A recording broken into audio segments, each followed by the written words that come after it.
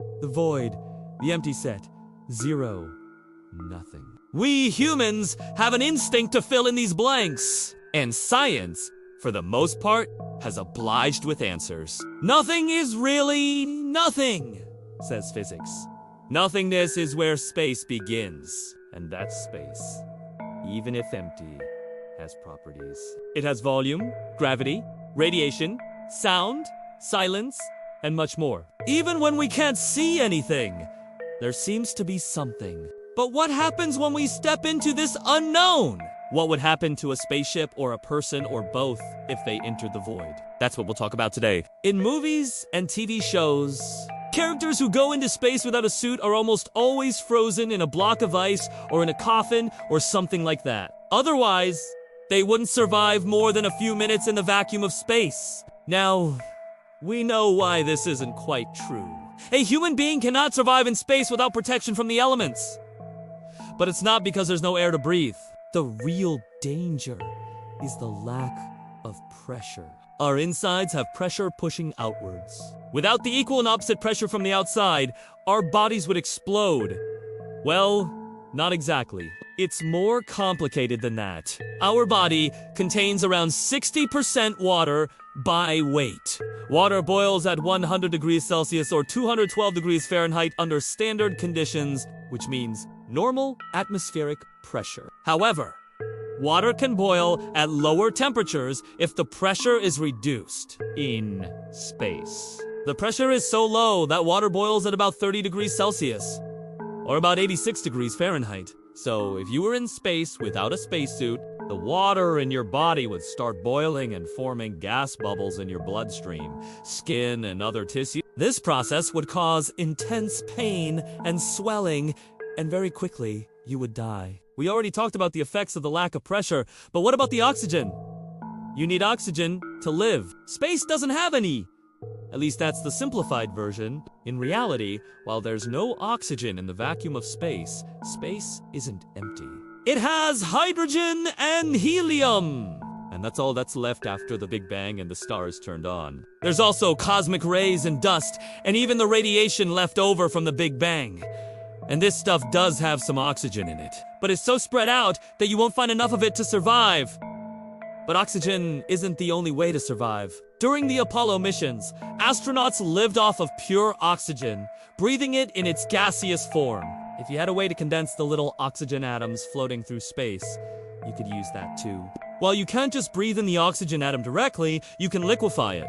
NASA did exactly that for the Apollo missions. Liquid oxygen was actually used to power the rockets and fuel cells that produced electricity. They also brought along solid potassium chlorate. They didn't eat it, but they used it as an oxidizer to make sure their fuel cells would work.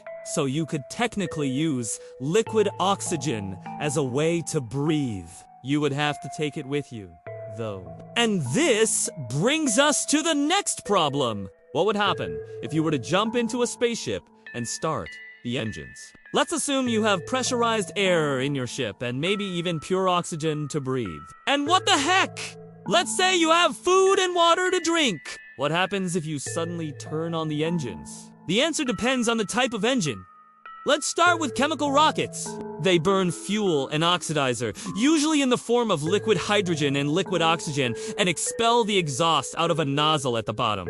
This is what gives the rocket thrust. But this also means that whatever is inside your rocket won't stay put. If you turn on the engine, everything will start moving in the direction of the thrust. If you aren't strapped in, you will move forward until you hit something hard. Astronauts experience up to 9 Gs during launch. GS stands for gravitational force, and it's a measure of acceleration due to gravity. Your mass times the gravitational force gives you how heavy you feel. For example, if you weigh 70 kilograms or 154 pounds, 1 GS would mean you feel twice as heavy. During launch, the G-force increases until it reaches 9 Gs, meaning you feel 9 times heavier. And once the rocket leaves the atmosphere, the G-force drops to 0, meaning you become weightless. All of this happens within seconds.